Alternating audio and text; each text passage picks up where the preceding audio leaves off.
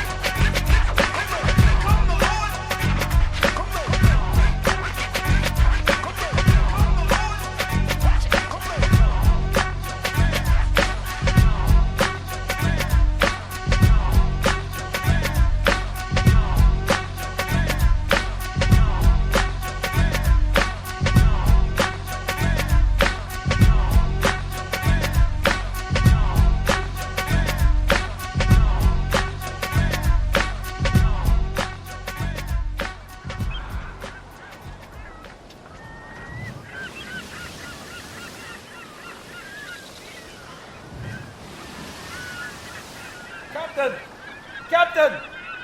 Land ahoy!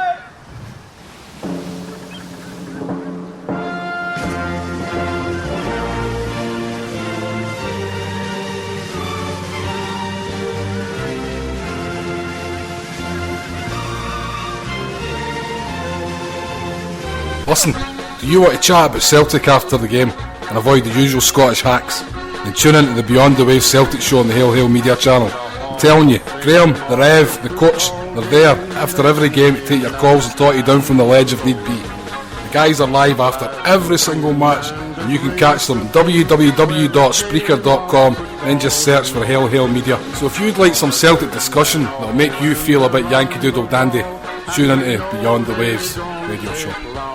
Yankee Doodle. The atmosphere when they hear us cheer as we sing the Celtic song.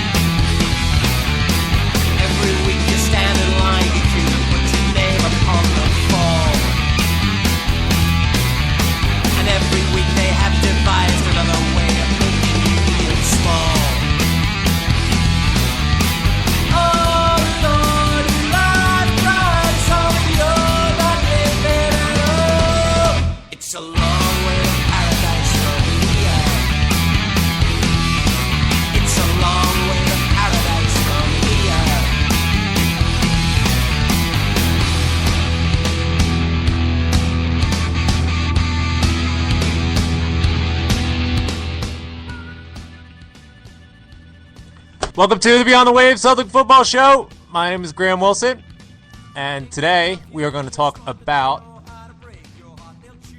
the 2-0 result against Motherwell away at Fir Park. Fantastic performance. What can you say? Start to finish, I mean, really the tactical setup of the team really set the tone for the entire day. I think Lenny absolutely nailed it from the start, from the formation that he put out, and then that allowed some just tactical brilliance, in my opinion. Similar to the layout that we had against Benfica, I termed it the springy steel. Playing 3 central midfielders there in the middle with Wanyama, Mulgrew, and Scott Brown. And what that allowed us to do is really fortify that area in the center of the park, but also by them sitting just a bit further back, that opens up a lot of space for our more attacking players to run into so it doesn't get so congested. When that tends to happen, even when we're possessing the ball, it seems as though we get a bit confused. We don't have a creative attacking midfielder per se, and that's led to some anemic performances, some anemic outcomes. What we had today with this situation with Commons, Forrest, and even Hooper, with space to run into, and even when we're playing the ball through the air, if we can catch an attacking player in full stride, as we saw with Hooper's goal, we can get an attack that's going to be lethal. It's going to have a bit of teeth in it, and fantastic stuff in the first half, especially. The second half went back a little bit more. I think that Stuart McCall in the halftime talk made some tactical adjustments himself. I think Lenny saw that Motherwell is never going to play a high line defensively. They just can't. What I think Stuart McCall tried to do in adjusting and adapting to how Celtic were just absolutely abusing his side. It wasn't so much that he tried to play more of a high line with the back four, but he did tend to drop some of his midfielders a bit further deep and clog up that area where Celtic was finding loads of space in the first half. What we found there was maybe a revert back to what we've seen thus far early going in the season, where we try and walk the ball in. I mean, there's so many opportunities. Once again, James Forrest getting the ball at his feet just outside the box. Have a dig, son! And just, I don't know if it's overthinking things or just maybe not having that confidence to let one fly. But nonetheless, so many positive aspects to this game. We're going to break it all down. We're going to have some fun. We're going to abuse some zombies, as we do. But first, we're going to say hello to the other member of the panel, as always, joining us from Perth Amboy, New Jersey. It is the Rev. Hail, Rev. Hail. What was your thoughts on the game this morning? Did you have an opportunity to watch it? What are you feeling now? Top of the table with a game in hand, full speed ahead. Bring on the Russians, or as I should say, we're going to go and get them. What are you feeling now? I'm feeling pretty good. This is exactly what we needed going into Champions League week. I missed about the first half hour or so. I overslept through my alarm, and as soon as I turned it on, Hooper put in the goal. So I guess it was a bit of good luck on my part. Today we just dominated. I mean, it's a shame that it wasn't 7-8, 9-0. It really should have been. It could have been. Yep. I can't really fault anybody for anything. It might be a bit nitpicking, but Bruni missing the penalty. I'm guessing he's done doing that. Forrest tripping over his own feet. That's I don't know what you can really say about that. But other than that, the two of them didn't really have bad performances, except for a couple little things here and there. No question about it. We do need to talk about the penalty situation, because that is something that you want to have solidified. You want to be able to have some conviction there, because hopefully and likely we are going to have opportunities to take penalties. We can't squander those goal-scoring opportunities when they're handed to us. Joining us now all the way from the friendly confines of Slovakia, it is Snake Plissken, the great Snake Plissken from CQN. Hail, Snake. What's your assessment of this game today? Lots of positive things to point to. Who are some of your standout players? Hail, my friends. How are we both doing it in the United States of America? Lovely stuff. We're enjoying our Ryder Cup. We're enjoying our Celtic, enjoying our football, and just loving it, really. Weather's not so great, though. I just want to say to the Rev, the last time I was talking, we had a little bit of a problem because you said you were from Hungarian descent in some way. Right. This is no issue with me because I'm a Scottish-Irish guy. It's not a big deal to me, but all my Slovak friends have some issues with Hungarians. Actually, today I went to watch the game in the local pub, and because I bought Celtic television yesterday. Oh, lovely. Yes, and I made sure I got it on the TV today. Fantastic. What did you think of the picture quality? Because I know that there is a point of contention there. Some folks feel as though maybe it's gone down in quality or it's not up to par. What were your impressions just watching it today? The picture quality was fine. The problem was that it was always having to load up every so often. Yeah. That was my issue with it. But, I mean, other than that, I just want to say to the Rev, you and I are friends. And I have no issue with you whatsoever because your mother is semi-Polish Slovak, and I don't have an issue with people from these places, but in this country they do. But in the town that I live in, there was a huge protest today against people who do not go to work. Go to work. But it was a racist, lots of nonsense because in this town, the people who are not the perceived workers are people of Romani descent. Ah, interesting. Oh, okay. Now I understand what you're talking about. That's Dickhead walking down the street, and me and my friends, early in the day, me and my friends, I've got one friend who's a Chelsea supporter, one friend who's an Arsenal supporter, and we wanted to watch the football, and then we saw this crap going down the street, and we went out and we went, fuck you, you bunch of assholes, But that's another story. Well said. There is ignorance and racism everywhere. It's not just in the best little country in the world, okay? Yep, no question about it. It's unfortunate to hear about it. I hate hearing about that. Racism or just bias or ill will towards anybody based on nationality or religion or what have you. That's it's just unacceptable to me. But I'm glad that we sorted that out. Speaking of Hungary, I did hear that Rangers had, or I guess I should say Sevco, bite my tongue, they had lodged a complaint to the SFA, or actually they had lodged a complaint against Hungary themselves, saying that why can't they just call the lad Gary? I think the Rev was a bit nervous with that as well, admitting that his Hungarian roots and the fact that we outed his first name. His first name is Gary, the Reverend Gary. But anyway, on you go, Snake. What was the standout today? There's so many positives to point to. For me, I thought Scott Brown was brilliant today. Yeah. Apart from the penalty miss, he was brilliant. I would agree with you completely.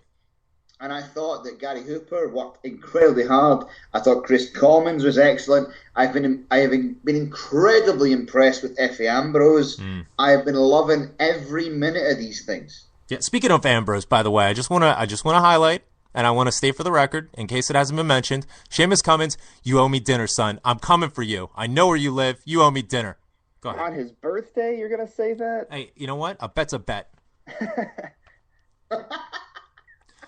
Snake, what'd you think of Michael Lustig? I've been very quick to be critical of him in the past. I think he had his best game in the hoops today. Listening to the homeboys before the game, fantastic to have a pregame show. They were at the Felons up in Belfast. Great stuff. Had John Higgins on, Jason's brother, obviously, and just a great listen there.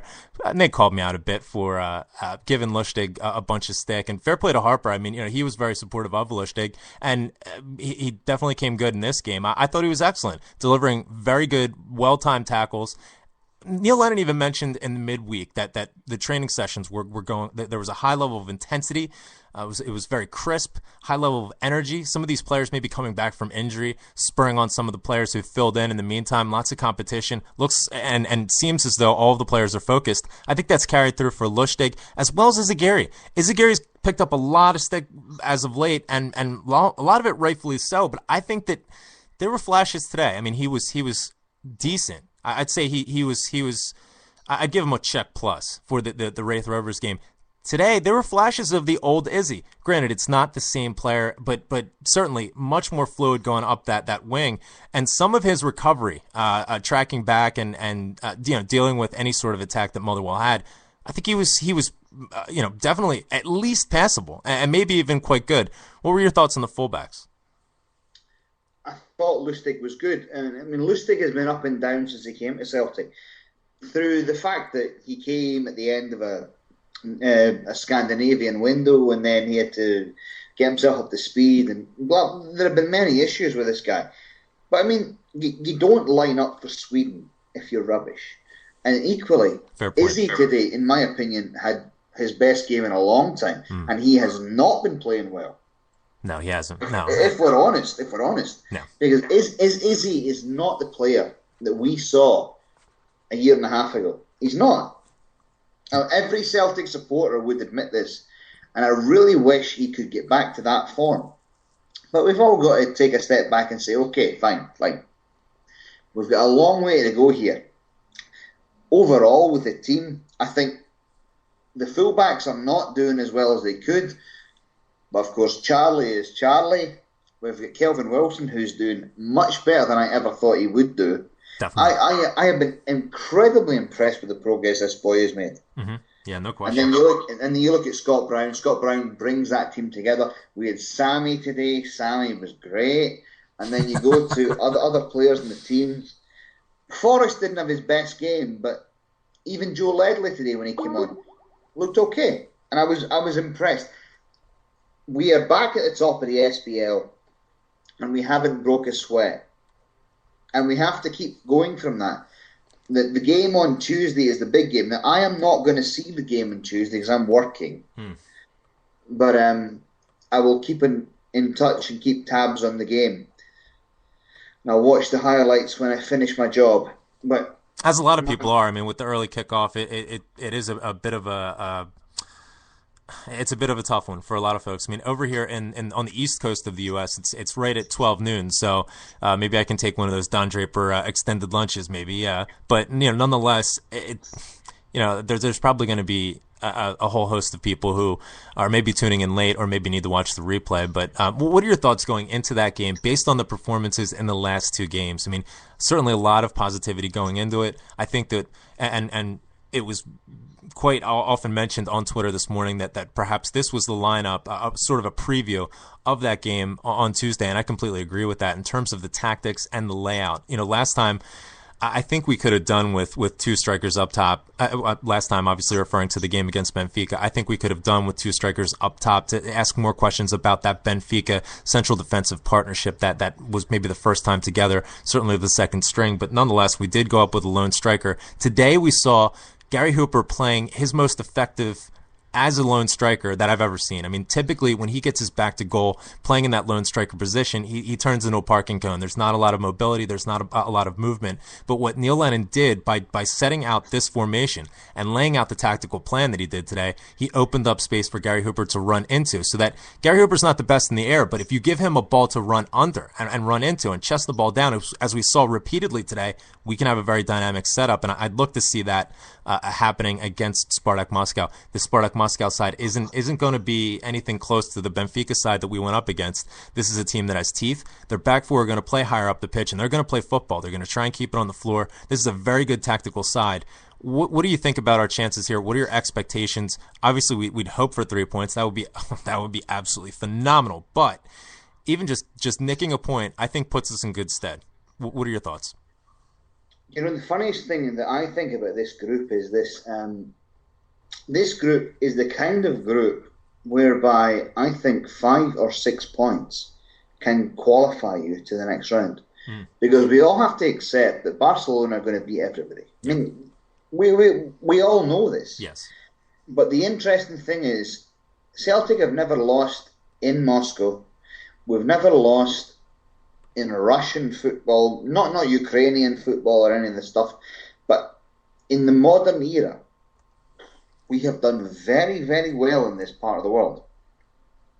Now, I know that Spartak have very, very good Brazilian footballers. Obviously, they have Aiden McGeady, but they cannot defend as well as people might think. Now, Spartak are a great club. They are the People's Club of Russia, or the People's Club of Moscow. Of Moscow, correct, yeah. Of course. And I respect them. I mean, I've been to Moscow. And Graham, have you been to Moscow? No. For God's sake, I go over the Ben Franklin Bridge in New Jersey and I get vertigo, let alone Russia. Oof. I mean, I was in Moscow in 1996, and I was in St. Petersburg in 1996. And look, I didn't like Moscow, the city. I preferred St. Petersburg, but the Moscow people were more like the Glasgow people because they're working class people. And I think the Moscow people are lovely. But what I would say is that we have a chance here to win. If we don't win, we have a chance to get a draw. The trouble with the Russian league is this. They are full of Brazilians and guys who are getting paid big money to go and play and work and live in that country.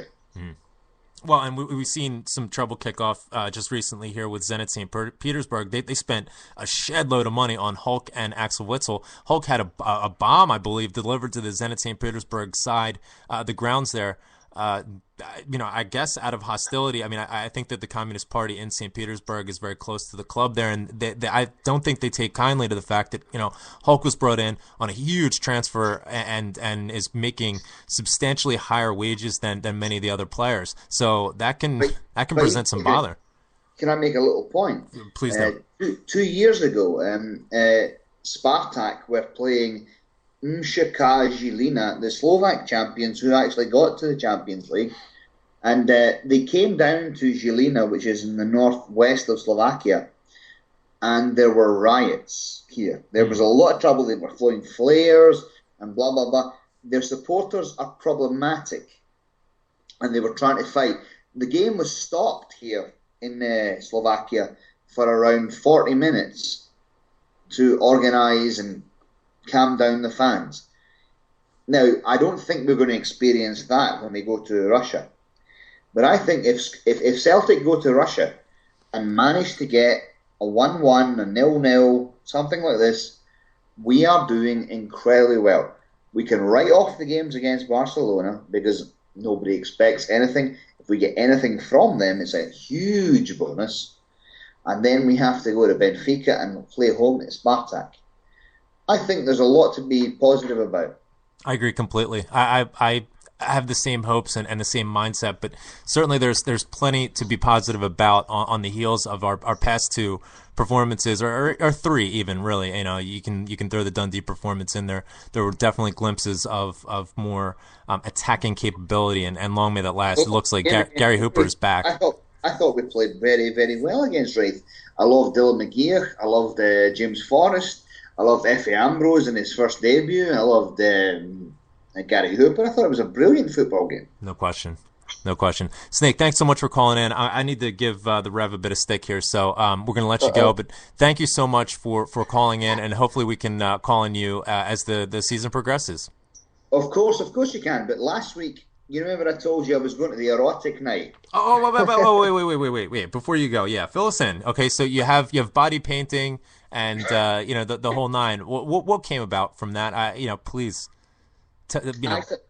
It turned out to be crap, because by the time I got there, it didn't turn out. But what you have is you have like girls who are topless, who are turning up and saying, "Please paint my naked body." So far, so good. Sounds good. Okay. Last week it was a male striptease thing on the main stage. I didn't watch it. I didn't care because I missed it because too many people were watching it. But I mean, I have been to these erotic weekend things before, and girls have come up to me with lots of free alcohol and said, "Please have a drink," and I'm like, "Oh, this is lovely," blah blah blah. But last week it was not so cool, but they do this every month. But tonight is video oldies in the local cantina. Yeah, cantina stroke party night. Uh-huh. It's in a hotel, but it's the local disco, and I'm looking forward to dancing to Take On Me and Michael Jackson and all this crap that I used to grow up to as a child in the 1980s. We're looking forward to it. But I would love you guys, you Graham and you Rev, to come over to my part of the world. I will take you guys to this because it's so much fun.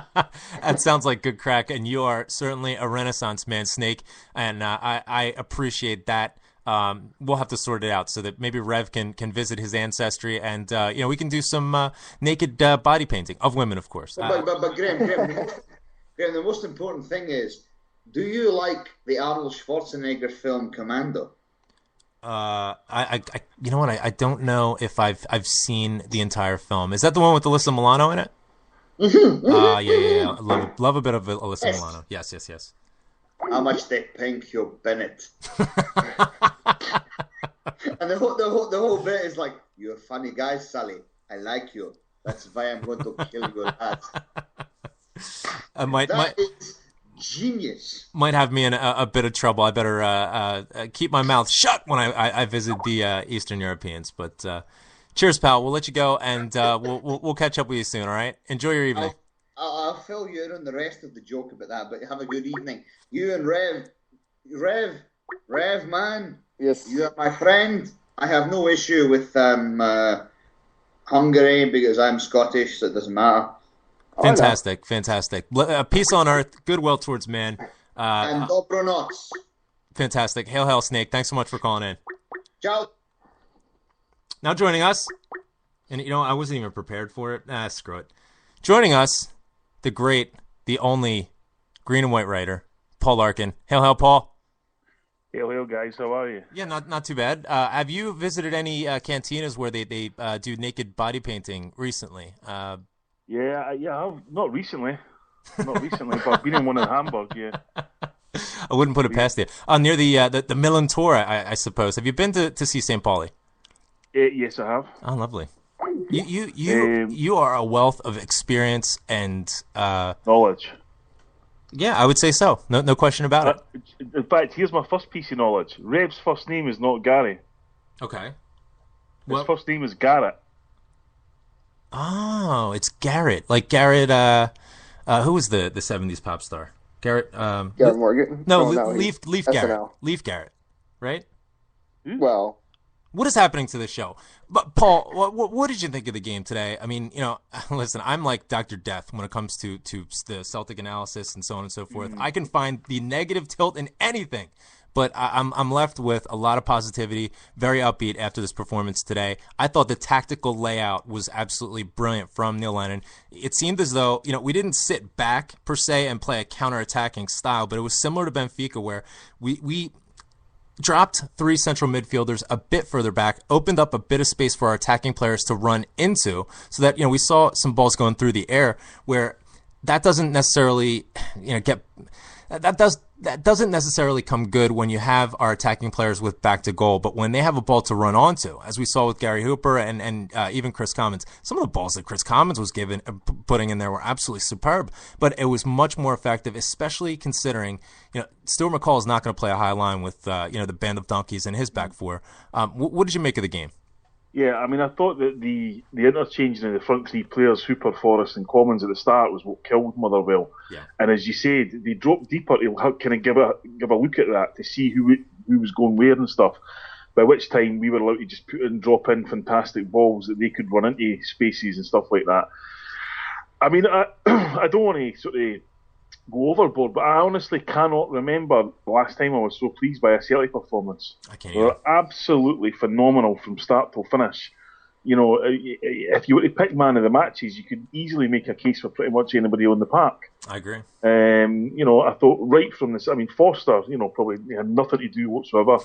Lustig, I thought he had a great game again. Really like him. Hopefully people are starting to see the attributes he's got. Ambrose was just a joy to watch. He just glided through the game. And bear in mind, he was up against the on-form striker previous to Hooper in the SPL, who's a big lumpy guy and had no impact on the game whatsoever. And here's a guy just came in from Nigeria playing his second game or whatever, and suddenly he's like, just easing him out the way. I thought Brown was immense. I thought he stuck to his position better, and I think that helped Wanyama a lot better. Forrest, I felt so sorry for him because he was trying his best, but it just wasn't his day. No. There was a lot of times like that. Hooper, I thought was immense, and Commons, I think, is the best player in Scotland right now. He's playing with a swagger, he's playing with a self-confidence, and he looks like he's enjoying himself again. Yeah, no question. And you can see that when he takes a ball down and then tries to dink over the goalie for 30 yards and stuff like that. That's somebody high on confidence. Yeah. And that's somebody that's enjoying their football. And it's kind of no rocket science because we've got players coming back now. We knew we had the big effort at the start of August for the Champions League and stuff like that. And now, now we're into the mechanics of the season now. Now this is where you start to kind of go on runs. And let's not forget as well, it was, going into October and that where we started to kick on last season. And that seems to be the sort of the thing for us. But no, really, really delighted. Massive crowd there, 3:00 on a Saturday. Couldn't be happier. Yeah, no question about it. And you point out, the fact that there were so many players that came on to a phenomenal game.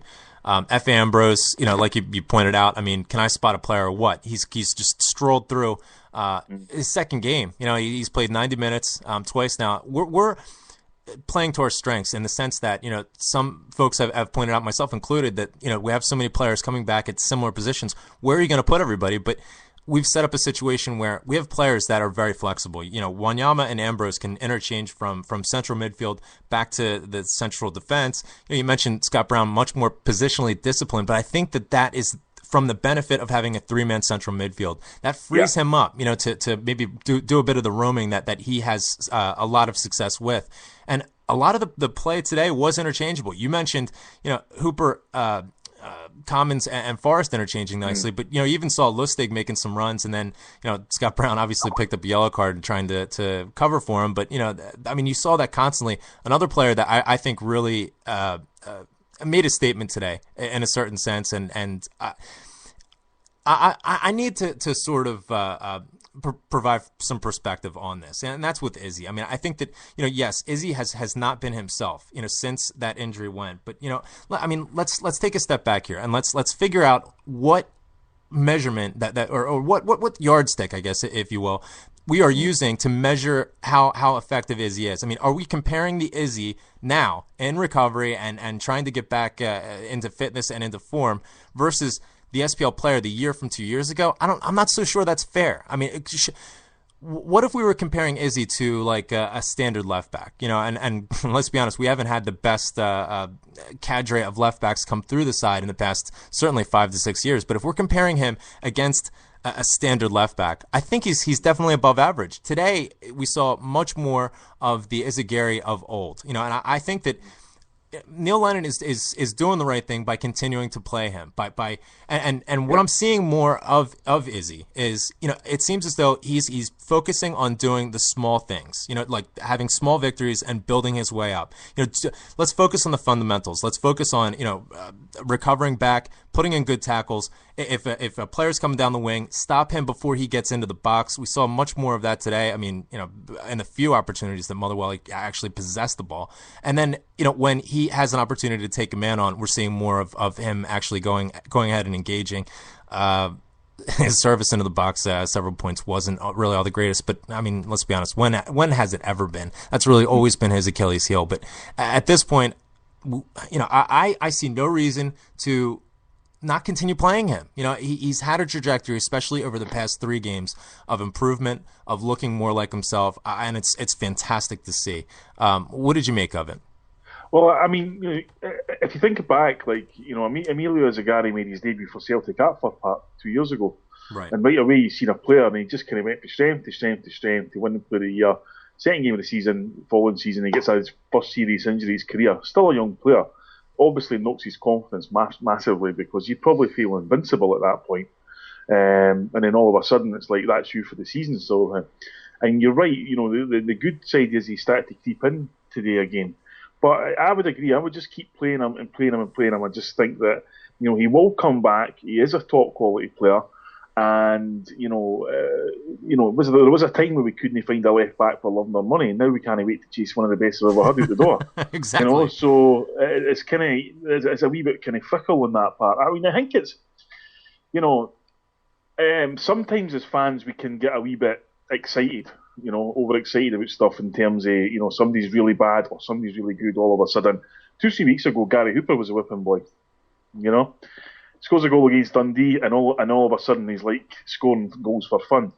You're talking about crosses into the box. I mean, there was times today it was like a pinball machine. It was literally like wave upon wave upon wave to attack against Motherwell, and they did not know what hit them. Yeah. And I have to say, not that I would ever willingly do it, but I have to praise Stuart McCall, because when I heard on the radio was a really good, synopsis of the game in terms of saying Celtic were just far too good. Mm-hmm. That was the reason Celtic won the game comfortably, because they were just far too good, and that comes from having. I was saying at the game that if you've got one player in your team who's on absolute top form, you've got a chance in any game. If you've got 3 or 4, you'll beat pretty much any team you play, especially in the SPL, and that's what we've got right now. Not only are guys on top form, they're fit. Hooper, Commons, Brown, they're all getting top fitness again. Mm-hmm. And you can see it coming through in their performances, because they're all good players. We all know they're good players. No question. Good to see Samaras get a run out again, Ledley get a run out again. Squad just builds up nicely. And, we've been saying for months, I think the Celtic team's on the verge of something special. I really do. Because we've got a collection of players there that isn't he got like prima donnas in it, and guys who are just, look at me type thing and all that sort of stuff. They're knuckling down. I think the tactical changes have been subtle by Neil Lennon this season, but they're starting to bear fruit now. And I think that if we can make the breakthrough in Moscow, or make the breakthrough, because look, I heard Snakes earlier, Barcelona. Don't ever tell me that we can't beat Barcelona at Celtic Park. Mm. Of course we can beat Barcelona at Celtic Park. Mm-hmm. We've done it before. We can beat. Look, Barcelona are a fantastic football team, right?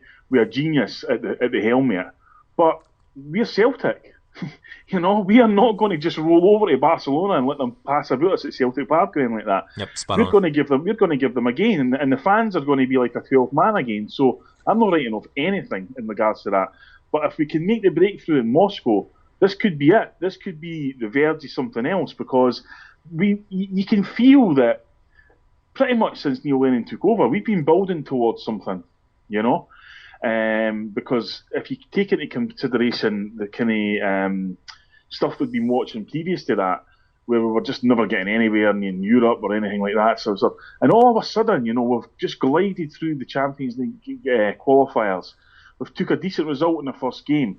We've moved clear at the top of the Premier League with a game in hand. And yet, you'll get fans who'll say, it's been a decent start to the season, nothing more.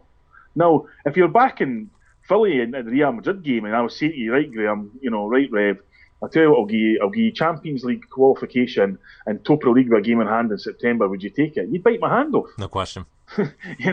So I think we need a wee bit of perspective on this. We're doing no too bad at the minute. I'd say better than that. Well, exactly. I mean, but the thing is, we're capable of a lot better. And the important context there as well, and to add to the point that you made, which is absolutely spot on. We're hitting our stride while all of this is going on. All of the elements there, I would completely agree with. Top of the table, showing good form, especially in a European setting, but we're hitting our stride while we're doing it. We're answering a lot of those questions that came up, in international break, through injuries, through, the congestion of August as we tried to qualify and trying to get bedded into the season itself. Let's talk a little bit about, the European effect as I sort of think about it and term it. We saw this last season, where we went into a bit of a rut. You were there with Rev and myself in Philadelphia. We watched it together. That 4-2 loss away to Ibrox. I mean, it seemed, and it even continued on after there. I mean, we found ourselves 15 points behind the filth, and but it was Europe that drove us on. It was the confidence that we had playing against some of those top quality sides. I mean, Atletico Madrid. They went all the way to the final and won it. Yeah. We should have gotten a result. I mean, obviously, it's the 2-0 result away at the Vicente Calderon was, I think, justified, but it showed our players a lot in terms of the character that they have, in terms of the quality that they have, and how they can play a certain way. They can line up and they can match up. They do have the quality.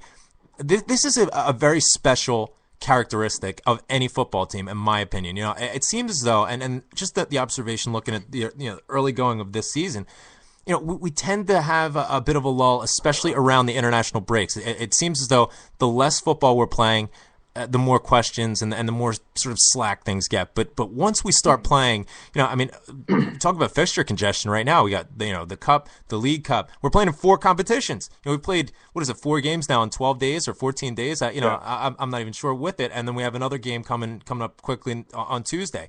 But that European effect, I think, what sprung us back into a winning mentality was that game against Benfica. Yes, this is a Benfica side that's weakened considerably from last season, but the elements are still there. They knocked Manchester United out of the Champions League last year and made it to the quarterfinals. And yes, we were at home. We fully expect to get 3 points, but we were absolutely no mugs. We did ourselves zero disservice in that game, getting the 0-0. Not the worst result in the world. Hope for better, but I think that the players themselves, how they stood up to one of the high quality as of late, especially European sides, I think that fills the side with confidence, and we were undermanned at that point. We're getting some of these key players back, going away to Moscow. Got to be full of confidence. I mean, this isn't a side that's going to go there and try and park the bus and nick a point. I think they're going to go out and they're going to try and get the 3 points.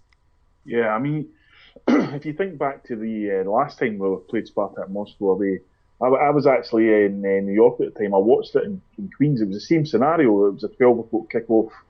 Which was bizarre on a Wednesday, whatever, that kind of thing. And that night, Celtic should have won that game. We went 1 goal up, we equalised. We should have won the game quite comfortably that night. Played far better in Moscow than we did actually at home against them. That's true. So I've got no fears at all. I mean, don't get me wrong. This is me say that we could easily go there and get thrashed. Anybody could in the Champions League. It's the top level of football in the world. But we can go there with confidence, and we can go there and get something because, as you say, we've got, the way that we've been playing away from home in Europe has been fantastic, We know we're going to give up chances and stuff like that. The important thing is not to panic in those circumstances. We've seen, more experienced and better defenders panic for Celtic in the past. Maybe guys like Lustig and that came into their own at home to Benfica because they've been over the coast in international football and they understand what it's like. They don't need any panic. You just bide your time. Wee bit of experience and all that kind of thing. You see it so often. And that's kind of what the difference is between possibly the Neil Lennon team 2 years ago and now, is that we are gaining the experience. You mentioned Europe last season. We grew throughout that tournament.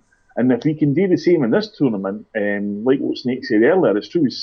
I would say 7 points could finish you second in this group. I agree. It's entirely possible, no question. And look, if we finish second, I mean, that's just incredible. If we finish third, I'll be pretty happy because we're a fourth seed. Yeah. You know, now we can argue about the merits of the Champions League and the seeding and all the rest of it. But look, the fourth seed means we expect you to finish bottom. Yep. Right? You're there because your record says you'll finish bottom this year. So if you could make that wee bit progression, because that's the key for Celtic. The key now is we have no team to be measured against now. They died in the summer, so we now don't have that. We now have to show progression every year. So if Neil Lennon wins the league again this season, which we all expect him to do, I'll guarantee you that Peter Lawwell and Dermot Desmond and all that will say, well, that's fine, but can you show us the progression for the previous season? You know, so that means they'll probably have to take more points, score more goals and concede less. And there's the progression. And that's what Celtic need to be looking at. Now, the Celtic team is incredible because it's changed so much even in the last 2 years, yet the qualities remain pretty much the same, you know? And that's really hard to do in football. I mean, you look at teams right across the board, you know, in August, Dundee United were going to win the league at a canter. You know? I mean, now they're getting thrashed every single week. Right. Well, Motherwell. Right. I mean, look at Hearts were going to do this, that, and the other. They, you know, then they're getting tied to Kilmarnock at home and Dundee at home and all that kind of thing. So look, the bottom line is, it's when every summer, you know, Celtic rack up more air miles than John Travolta, like these big teams, right? And you see it with Man United and that. They always take ages to get going in a season. Always. You know, Man United got beat 6-1 off Man City in last October. Oh, and they're getting beat by Spurs right now. Came within 2 seconds of winning the league against the same team. You know, so that means nothing matters at that stage of the season because they're like, look, it's fine. You need to do our commercial stuff, this, that, and next thing, and then we'll pick up points here near the start of the season. There or there boots for January. Celtic were exactly the same this season for the first time in a long time. It's like we can afford to drop points in the SPL and stuff. We can afford to rest players and all that. And now you're reaping the benefits of that. The reason why when people moaned and groaned about dropping players against Hibs, resting players against Hibs, now we're seeing the benefits of that. Yep. Because they look fresh, they look sharp, and they're hitting top form. Spot on, Paul. We're joined now by Pat from Melbourne. I know it's, what is it, about 3:30 in the morning. We're delighted that you could join us. I know you're trying to get away to your kip. So what were your thoughts there, Pat? Thanks for joining us. Were you able to see the game on Setanta or Fox Sportsnet, or what was the TV situation? And then what are you coming away from this game thinking here? Firstly, good morning, guys. Good morning, Paul. Morning, Pat. It's very, very early. It's just about 10 to 4 in the morning. Yeah, I watched the game on Celtic TV. I've subscribed to that, so watched it. Was actually, they had something new today. It was some sort of beta preview thing. I don't know if anyone tried it or not. I had mixed success with it, so quality seemed a little bit better, but a fair bit more buffering. So again, I don't know if anyone had experienced the same as me, but I actually went to bed after the game, and then I got rudely woken up by SMSs from my work. So I had to log into work and check some stuff, and I saw you guys were online. I thought, this is the one and only opportunity I'm going to get all season to call you guys up. I should be tucked up my bed. And I'm also taking my kids swimming in 4 hours time, so I won't be hanging on for too much longer. Oof. Well, thanks for calling in anyway. I know that's that's a hard thing to ask, but I got the adrenaline running now, so I think I'll be awake for the next couple of hours. So, just a couple of things. I know you. I don't know if you saw the other scores in the SPL, but 26 goals there were in the SPL today. So 5-4 St. Mirren and Ross County. Ross County were up. What was it, 4-2, and then St. Mirren were up 4-0 or 4-2. Then it came back and tied it, and they wound up pulling it out 5-4. I mean, Armageddon, it's upon us. Yeah, I know. That's what I was laughing at. Yeah, so 26 goals. I don't know if that's a good or bad reflection on Scottish football, but I regularly tune into the YouTube channel, the SPL official one, and that'll be an interesting view, I think. So, that was, I guess, one of the first points. But the next one was, I guess, just get your guys' thoughts on, I guess, the return of a few players like Ledley, Sammy, Kyle, additions like Miku, Ambrose, and I guess to a lesser extent you got Lasad. But I guess I'm just curious what you guys think for Tuesday night. What, who would you play? Who wouldn't you play? who's impressed, who hasn't impressed. Let's get the Rev in here. He hasn't had an opportunity between Paul and I and Snake blathering on. Rev, what are your thoughts? For the game on Tuesday, we saw Miku come on as a substitute again. Had a couple of nice flashes there.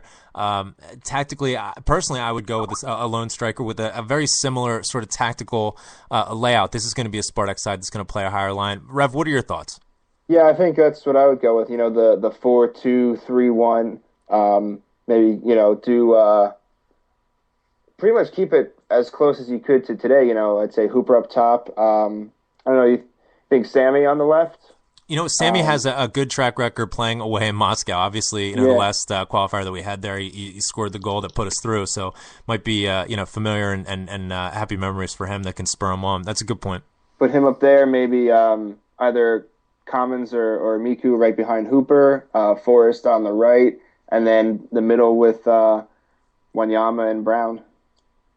Interesting stuff. Paul, what do you think? I mean, I like in this sort of tactical layout, or this formation rather. I've named it springy steel. It's steel at the back, but it can spring the attacking players. It's not just parking the bus and playing on the counter, but it allows more space for our players to infiltrate. It's going to be a different situation playing against Moscow. We're going to have to time our runs and peel off defenders quite well. We didn't have any offsides today, I don't think, at all. No, look, I think the two changes I would make is, and it's got nothing to do with the players at all, it's about tactics. The day is I would bring in Samaras and Ledley for Hooper and Forrest. And I would throw in, and because Samaras is made for that role, we all know that, right? And we've got players there that can support him. Now, it's unless Spartak, I mean, I have to be honest, I don't know a lot about Spartak, right? But unless Spartak are a team that know anything thinks, no, we can just go there and play and beat them and match up to them, then I think that you're going to have to protect that midfield, right? Yes. What I liked about Ambrose today was the fact that he can play football, right? Yes. You've seen it on Tuesday against Raith Rovers, a guy, he's got a touchy class about him. I mean, for a guy that's 23 years of age, I mean, he looks like a 32-year-old. And his passing range on the floor was excellent. I mean, some of the balls he kept it on the floor, picking out Hooper, just completely bypassing the midfield. I mean, and it's just inch perfect. I don't like to toot my own horn too much, but beep beep. No, I mean, and I would also, if McGeady's going to play wide left, I'll definitely have Lustig there. Yeah, I think McGeady always struggled against players that were bigger and stronger than him. And I mean really big and strong, not just sort of a wee bit. But and then I think the midfield keep, because we know we've got the guys that can go up there and support Samaras, certainly Commons and certainly Scott Brown.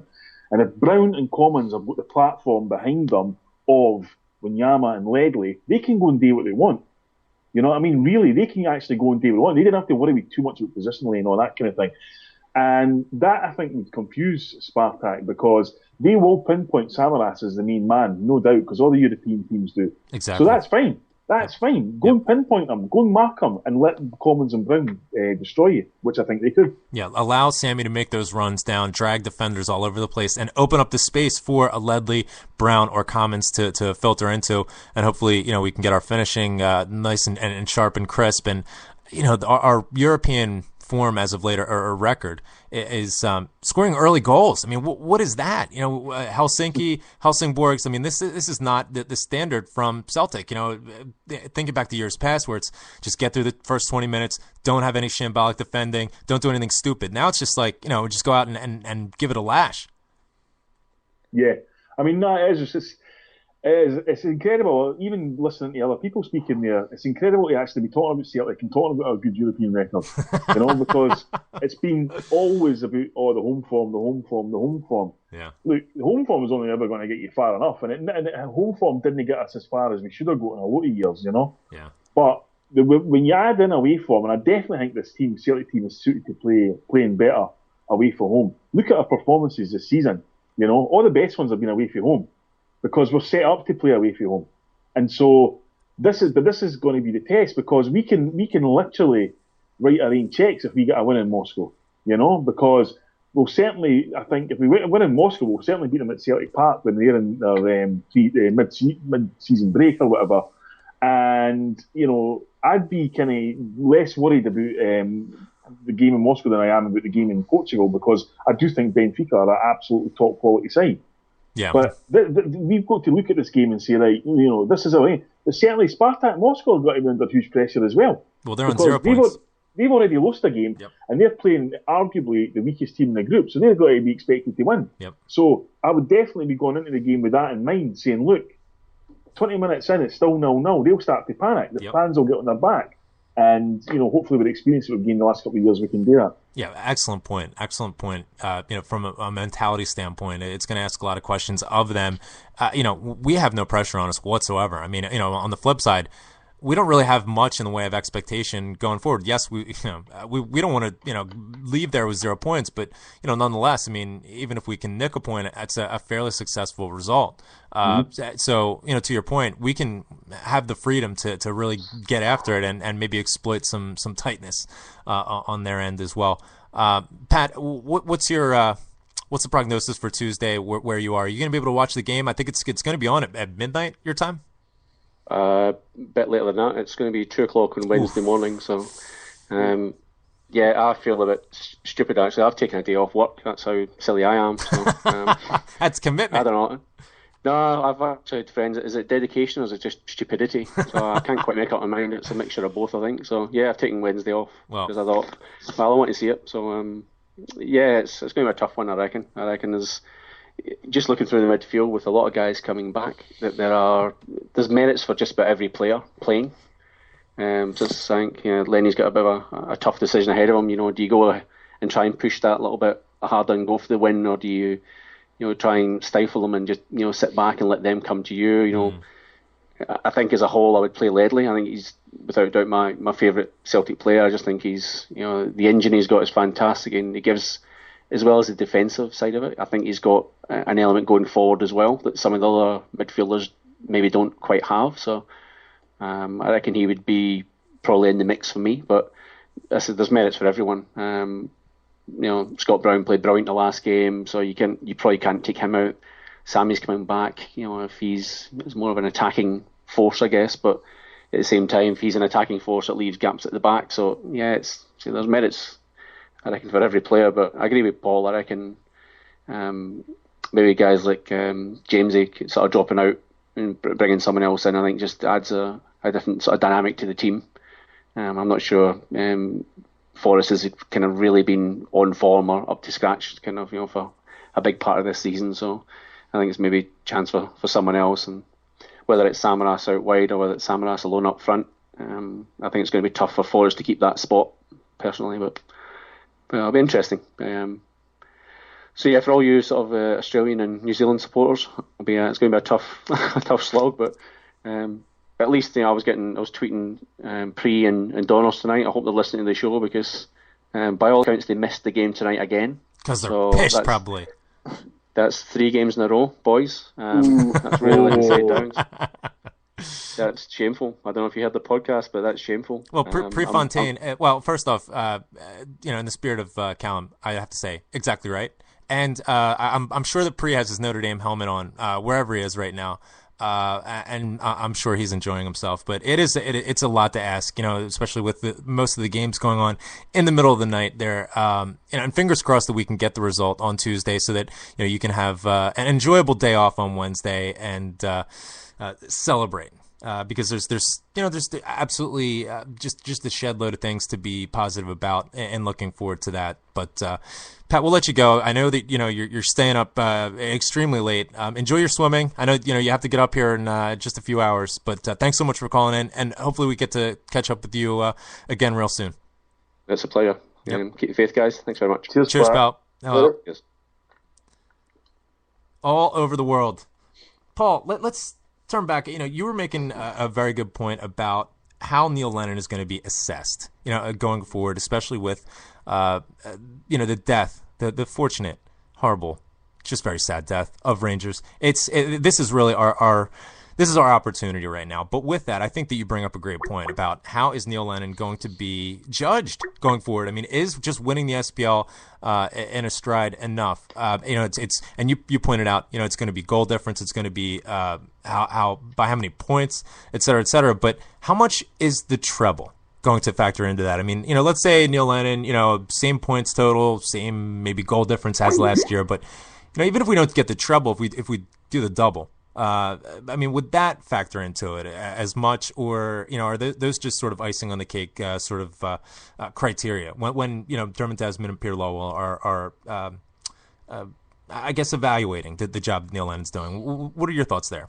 Well, I think that certainly for the supporters, a treble would be fantastic. I mean, we've only won 2 trebles, so yeah. I mean that kind of 3 trebles, and that's kind of like shows you how hard it is, really, And certainly, I think by the team he sent out against Raith Rovers, he's looking to win the League Cup. Certainly, he's not taking that for granted or anything like that. No. I think certainly what Dermot Desmond and Peter Lawwell will be looking for is European progression, and establishing ourselves again as a Champions League team. That's really it. Because look, they made statements, whether you agree or disagree with, where they said they had offers for players in January and they gambled on winning the league. Which is fine, but I tell you, they must have went, for fuck's sake, when the Rangers went in administration, because they could have had both. Yeah. But which is fine. And well, but Paul, let me stop you there. I mean, because from a long-term perspective, yes, they could have done that, but I'm certainly relieved that they didn't, and I think that they're relieved that they didn't as well, because you have to look long term. In terms of, yes, they could have gotten all sorts of money for a player like Hooper, Key, even then, and he wound up leaving in the end anyway. But maybe I think we definitely got more for him by waiting and selling him in the summer as opposed to January. But from a long-term perspective, we're going to need players like Hooper, and we're going to need players, Key was expendable, but, if a bid comes in for Wanyama that's, a bit below where our number one expectations are, just tell him to get the fuck. We have more road to run, so to speak, to use just an absolutely awful cliche, but we have progress to be made, and these players are absolutely integral to it. So I'm relieved that they haven't seized the opportunity to rake in more money, and I think that at this point maybe they're feeling the same. Yeah, no, because look, I think Neil Lennon's a pretty far-thinking guy. I think way back in sort of mid-January and stuff, where it was rumoured that Gary Hooper was going to go to Southampton and big money was getting talked about and all that kind of thing. After Gary Hooper stayed at Celtic in February, every press conference he did was about he wanted to play in the Champions League. That was his dream, blah, blah, blah. Fine, he gets there. Now, if you remember the game at St Johnstone, Neil Lennon came out after that and said, there's too many players talking about Champions League, you're talking about SPL. Gary Hooper was dropped. A lot of people, what the hell? That's kind of what they played Miku for that. Mm-hmm. Look at what's happened to Gary Hooper since he was dropped that day. Yep, absolutely excellent point. So that's Neil Lennon learning the job, Mm-hmm. And I read Gary Neville's autobiography quite recently, and he talked about the one and only time that he ever spoke out against Alex Ferguson in the dressing room, or answered back, if you like. And so he got the hairdryer and all that kind of thing. And the following week, Manchester United had 3 games in London, Saturday, Wednesday, Saturday. And Gary Neville was in the squad for all of them, but never got stripped for any of them. And so by the Wednesday night, when he hadn't been stripped for the second game, he said to the assistant manager, Mike Phelan, what's the point of even taking me? Because, I'm not even getting stripped, and we've got another game in London on Saturday. What's the point? And Phelan turned around to him and says, because the boss can do whatever he wants. Yeah, it sort of reminds you that... That's it.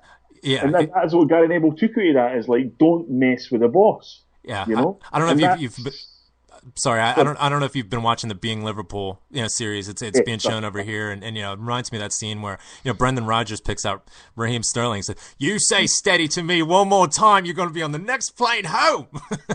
It's just like Brendan Rodgers Australian. I think he's 3/4 Australian, Dutch, Welsh sort of combination. See, here's the thing, right? See, Brendan Rodgers is in a catch-22 position, because I think probably by the reason you give that example is you're pretty impressed by Brendan Rodgers' style, right? We're all pretty impressed by what he does in that Being Liverpool programme and that, right? And we're in a game now where we have managers who are really into short-termism, Yes. They're interested in preserving their jobs and their careers, not in progressing their football clubs. And Brendan Rodgers is in that catch-22 where he wants to be in the job long-term and he wants to progress the football club long-term. But he also has to win football matches, right? Because it's Liverpool Football Club he's managing now, no Swansea. Well, and to that point, I mean, it's a very similar circumstance of what Tony Mowbray found himself in, where it's almost like he needs to turn around an oil tanker, to use the example or to use the analogy. trying to adjust the style of play. I mean, think to Tony Mowbray inherits the side from Gordon Strachan, which, I mean, let's be honest, they were not playing the most pretty beautiful football ever, and that's what Tony Mowbray aspired to. And so he's having to do a similar circumstance where, yes, he wants to instill this philosophy, but at the same time, he needs to get results with these players that may, or in that case, may not be set up to do just that. And it's going to be interesting to see how Brendan Rodgers mixes the pragmatism with his own idealistic passion, and his endeavor there. It's almost like, I just imagine, Tony Mowbray, like if somebody came to him, and said, well, let's try and inject some steel into the midfield so that, we can win the ball back after we lose it, because that was really missing from that side, in addition to a very frail back four. Tony Mowbray would respond with something like, well, we just won't lose the ball. Which is completely unrealistic, when you're playing in the SPL and going through a harsh winter where there isn't any grass to be found on any of the pitches in the SPL. It's going to be interesting to see how Brendan Rodgers is going to be able to adapt. Is he going to have to be a bit more pragmatic? Well, you can see already the way he's went in there. He's impressed himself on Steven Gerrard and told him what he wants him to do for him and all that. That's a very shrewd move.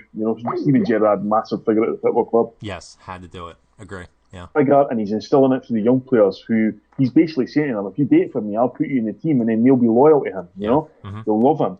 Yeah. Tony Mowbray came in. They had a Celtic team that lost the league by 1 point the previous season. He ripped the whole heart there. Yeah. I mean, you didn't just go in and say, I mean, we were crap towards the end of the season. It went stale. We could hardly score a goal and all that. Fine. We just needed a wee bit tinkering. He goes in and sells 10 players. and then the last game that the Mason played was a 1-1 draw at Celtic Park, where he dropped Scott McDonald for a game. McDonald comes on, one touch of the ball, 1-0, and Rangers scored with their only attack of the game that day. Mm-hmm. What does he do after it? Sells McDonald, Caldwell, McManus, Robson. Just like, what the hell? And then he wonders why there was no heart in the team by the time they got to St Mirren and got beat 4-0. Well, and he couldn't replace them, with any sort of quality or tactic, really. But no, I mean, look, he came in with this three-year plan notion, right? Or 3-year plan. What a load of bollocks. You know what I mean? With all due respect, it's the SPL, right? And we're Celtic, right? Mm-hmm. We had one opponent. In reality, you've got one opponent, right? Sure. And you've got a cup final every week, but you've got the better tools to win these cup finals with. That's it in a nutshell, right? And Tony Mowbray, unfortunately, came into Celtic, and he thought he's coming into the club that he'd left in 1995, right? And it's a different animal for then, of course, as we know, because of the advent of the internet and all that sort of stuff globalised Celtic like never before. And he didn't actually realise that there was head cases like you and other people in America who were just as, but who were just as angry at stuff that he was doing, and could actually vocalise that to him right away, kind of thing. So the thing about Neil Lennon is that Neil Lennon has managed to progress the football club and implement the young player strategy that's now coming bearing fruit. He never implemented it, but he's kind of been one of the major parts of it, bringing them through. And go out and sign 2 or 3 players that have really improved the team and still win trophies. Mm-hmm. That's the most important thing. He's still winning trophies. Now, of course, last season, we were devastated to lose to Kilmarnock, although, to be honest, I thought Kilmarnock deserved it on the day. We played reasonably well, but we never took the chances, and they won fair and square. The Hearts game were cheated in. Everybody saw that. Yep. It just happens that we won the league at an absolute canter, right? We won the league at an absolute canter, turned down a 15-point deficit. And I think, if I'm right in saying that this season, in all competitions, we've lost 1 football match. So it's not exactly a bad job that he's doing, given the injuries, given the transformation, given the transition.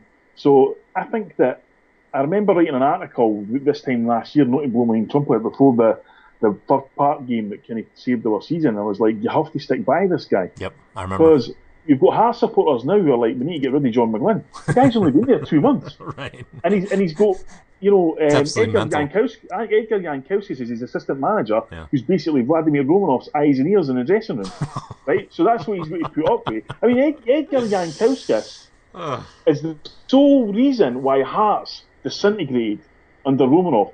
He was responsible for the Rickert and Thea incident when Paul Hartley, Stephen Fraser and Craig Gordon all stated their intention to leave the football club, the 3 best players they had, because of the attitude of people like him. Now John McGlynn's got to share a dressing room with this idiot, right? And there's got Hearts supporters saying, we need to get rid of him. And bring in who, like? You know, and that's a situation we faced at Celtic this time last season, where people were calling for Neil Lennon's head. Mm-hmm.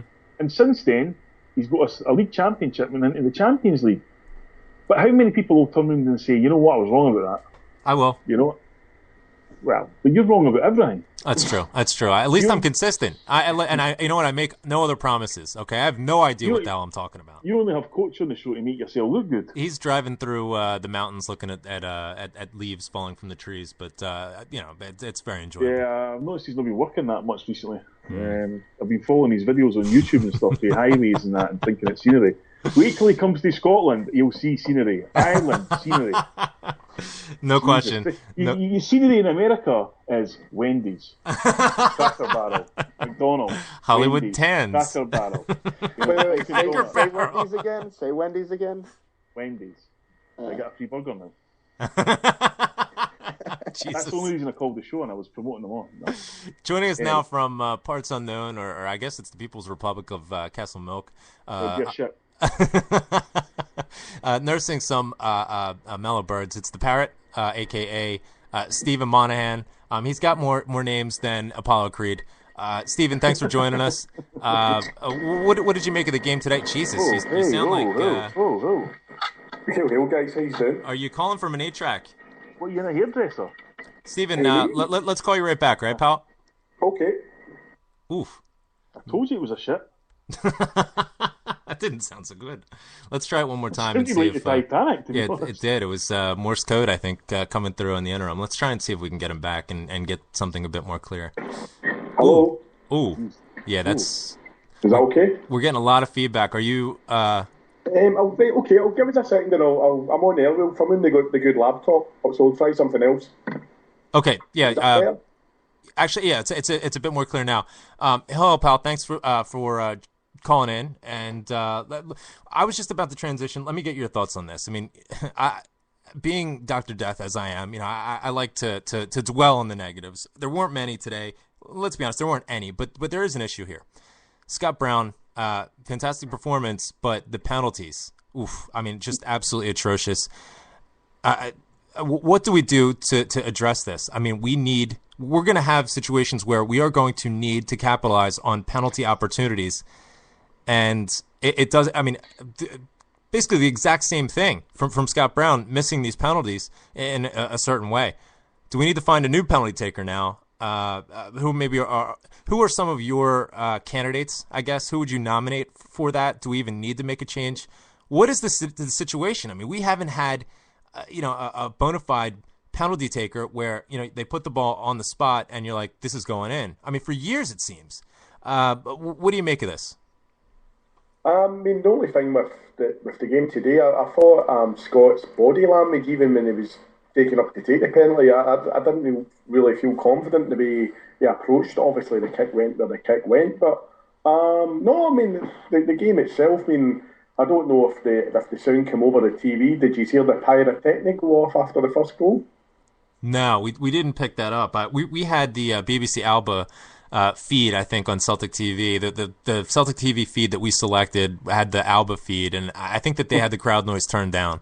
Yeah, I mean, we obviously, I went through in the party bus again. The two naughty girls from the Inverness trip were on it, but it was just very refreshing for Celtic to be starting at 3 o'clock on a Saturday, and it meant there was no pressure with people guzzling moonshine down, or no moonshine stills in the back of the bus going to the ground. People knew it was 25 minutes, then you could stop off and get a refreshment. We were allowed into the Motherwell Supporters Club before the game, which was nice of them. They took £2 off us each for charity or whatever it was, but for some reason I've got a picture of Her Majesty up above in the social club. That's surprising. But I had my Philly t-shirt on that Declan sent me. Good man. I think the people of Motherwell thought it was Philly cheese. I don't think they've heard of the city of Philadelphia. It's Mr. Larkin will probably back me up and saying it's one. If you ever wanted to know what part of Scotland looks like most like East Germany in the 80s, it's Motherwell in this day and age. All Glasgow school kids should have a day trip to Motherwell and say, if you're bad at school, this is where you end up living, kids. But no, I really enjoyed the game. As I say, that the pyrotechnic, the Green Brigade was I don't know how they got it in. It was a large firework cracker sort of thing. The first goal went in, the firecracker went off, and all the Motherwell fans' false teeth came out. It was like a cash and carry Pac-Man convention. There was teeth everywhere, sort of thing. Hope you like that, by the way. 15 minutes and we've still not found out who he wants to take the penalties. Oh, Victor Wanyama. Wanyama, okay. Why not? At this point, we've gone through pretty much everybody else on the side. Let's see, we had Stokesy take a couple. That was rubbish. We had Hooper take them. Didn't work out. I think Jamesy took some. Sammy, we're not even going to go there. Who's left? Ledley, maybe? Switch it over to a left foot. We had a decent run with Barry Robson taking the penalties until Tony Mowbray sold them. What about Mulgrew? Yeah, Mulgrew. I mean, it's so obvious to me. Rocket. Yeah. That's been the thing. Specialist. Yes. Yeah. That's been the thing that's been missing from Scott Brown's penalties is there's just no velocity on it. I don't know if maybe it's the knock that he's carrying. It did seem as though he was hobbling just a bit, especially just before he was substituted off. So, who knows how much that's playing into it, but he just doesn't, what I would love to see is just a player going up and blasting it into the corner, and the past couple of times he stutters a little bit and he puts it up right at that height on the right-hand side. I just, it boggles my mind. Penalty against Dundee was a good save. The one today was awful. Yeah. The goalie didn't save it, he just hit off him. I mean, he tickled it. So bad. Yeah. Rev, what do you think? Who should take the penalties? I'm thinking Mulgrew because when I think penalty kicks, I think of it as in kind of like you either put up someone who's got a wicked curve, technically gifted like that, or someone who's just going to blast it. So I think with the way that Celtic, the players we have and the setup we can do is kind of like like to use like a baseball analogy, that situation where you've got a hard throwing pitcher and a home run hitting batter, and it's just I'm just going to throw the hardest pitch that I can at you. It's not going to have any curve or anything on it, but it's just going to be as hard as it possibly can straight away. See if you can get it. He's the prodigal son, and he hates the Huns. All in favor? We've now named Charlie Mulgrew as the penalty taker going forward. All in favor? Aye. Aye. I go for that. Aye, fair play. All right, a little late, but nonetheless, we have it's unanimous. Charlie Mulgrew is the penalty taker from here on. Well, did you see the Motherwell Ultras banner today? No. I tweeted Paul a picture. It didn't come out so well, G, but I'll get it on the website and I'll tweet it to you after I hang up. It's something about green or blue. We don't need you or something like that. What it said was we're far ahead of green and blue. All right. Well, I've got a picture of it anyway. I'll put it on the site. No, I mean, obviously, you guys have probably analysed the game a lot better than I could. I thought it was a really, it was probably the tallest Celtic team I've seen today since the Matt O'Neill era.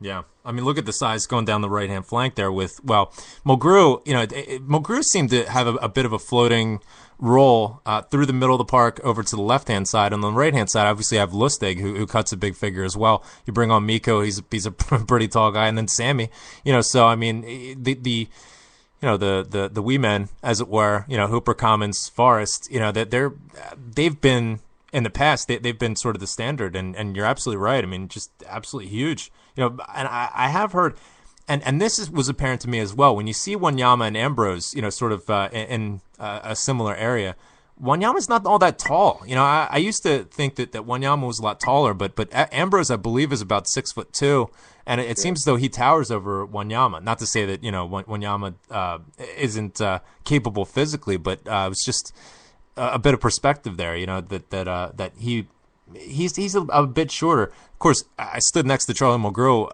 just over a month ago in Philadelphia. He could play tight end or linebacker in the NFL. I mean, he's huge. He's at least 6'4", maybe 6'5". I don't know what they have him listed in the We Green book or whatever. But I saw Seamus Cummins standing right next to him, and he towered over him. And Seamus is 6'2". So I mean, just that's a massive. Rania is tall as well, but a bit gangly. But before I go, I'll let you guys get back to me. I mean, one of the most positive things for me today, I thought Kelvin Wilson was excellent. I agree. And this is what we were hoping for. The second season getting bedded in. Similar to like a Paul Elliott or an Alan Stubbs sort of scenario. Where maybe a bit shaky in their first season, but second season they really come into their own, and he's certainly doing that. I know there was a lot of certainly. The supporters bus I go to the away games on. A lot of them were like on their trumpets about people not going there all night. Obviously, I met Paul and Big Boy before the match. I know Gaffer's not that quick in phoning up this week, is he? What explaining to do that, man? Before I forget, for ENG, I've got this week's obviously ticket. Well, today's ticket for the game, I'm quite happily saying out. Are you guaranteed you're going to do Crystal Gale for the dollars for Little Oscar before the end of the show? Good. You know what? I'm unprepared to do that this week, but certainly 100% next week. I need to queue up the Crystal Gale catalog, and I promise you, the next show I will do that. 25 plus the ticket. Is that what the agreement is? It was 5, but I'll negotiate. No. I don't. I was mistaken. You can do 5 or whatever you're comfortable with. I'll throw in a few ticket stubs as well. No, I think obviously I text Paul during the game the other night, and obviously granted it was against Raith Rovers, but I certainly thought that Ambrose, within the start of at least the middle of the first half, the Celtic players were automatically looking to pass the ball to him, for him to move the ball about. And although we might have not seen as much as him today sitting in defence, I think it gives Wilson a bit of he can take his foot off the gas about knowing he's got plenty of pace around him now at the back, and peace of mind as well. He can just sort of feel his way into the game and be comfortable rather than just constantly worrying or thinking about what not to do. And that's definitely aided him, throughout. I think there have been situations where, Calvin Wilson has been the steadier of the center half pairings, as it were, but certainly it's going to do him no harm being paired up next to a player like Ambrose, with the passing range that he has and his pace in recovery. Certainly that's just a phenomenal asset. Another huge find from the Celtic scouting department. And I'm just delighted, to see him get this comfortable into the side and make such an impact so quickly. And I can't wait for Seamus Commons to buy me dinner. But the other thing is, Paul will probably pick up on it, is the fact that obviously, although I've no great love for them, I was the Motherwell game the other night against the Harlem Globetrotters across the water sort of thing, how badly they performed. And then again today, him and the assistant, Mr. Black, they're standing there with shorts on. I think they're just that bad. But because he's an ex-old goal player, I don't think you'll be seeing many for the mainstream media going out and lambasting that. If you can imagine if that was Paul Lambert or somebody in charge of him, or Robbie Savage or some other head the ball, but McCall's just, to me, I don't know much about the game. Motherwell just looked one-dimensional today. They're horrible. I think they're just that bad. The other night, rightfully so, everyone was, pointing out how they just laid down to, the Harlem Globetrotters, as you termed them. But, we were fully expecting a side that was going to come out motivated and looking to kick the shit out of every one of our players. And yes, they did that in many circumstances, but this is not a very good team. If I'm Stuart McCall, I'm nervous because, it's not going to be long for them at certainly the top of the table if they're going to continue this sort of form. I don't care who the opponent is. No, I agree with that. I think a big loss for them is the guy Jennings. Yes. He was a good partner for Lasley in the middle of the park, and he allowed their kind of 2 or 3 football players have got allowed to play. Now you get the impression with Motherwell, anytime a guy goes up against them and is one of the guys in teams who are just kind of like, get my way, son, till I play with this ball here, Mm-hmm. That was kind of the impression I get from Motherwell today. Often Lasley was completely lost, and that guy was, she run about trying to kick us all the time. He couldn't get near us today. Could not get near us. The boy Humphrey in that as well. He's a really good player, that boy Humphrey. Celtic were looking at him in the summer. Yep. And Ezagiri stood up to him very well today. So, the SPL is not great, but then, it wasn't great last season either. So, I think I look at the kind of early season promise that teams have shown. Dundee United, a perfect example of that. Lost Gary Mackay-Steven, and suddenly they're like relegation candidates practically. It's incredible. So, Hibs could have been top of the league today, garbage against Aberdeen. we all know Celtic's going to win this league at a canter. But to pick up Stephen's point, they won at Ibrox was a disgrace. I mean, Motherwell's playing a third division team. Whether they like it or not, they can talk about this, that, and next thing. They're playing a third division team who struggled against Forest Mechanics. Mm-hmm. Forest Mechanics, the clues in the name. They're a bunch of mechanics as a football team. They play in front of 1,000 spectators, and of course, it was fantastic because the kind of obsession this new Sevco team has with attendances and stuff. We all assumed that this would be Forest's record attendance today, until one of the Forest chairman actually picked them up and said there was actually 7,000 there when Celtic were up there, which was about 5,000 more than was there the day at Forest Mechanics. I love saying that name, Forest Mechanics, by the way. I mean, literally, that would be like, Celtic going over to play the Garden State Ultras or something.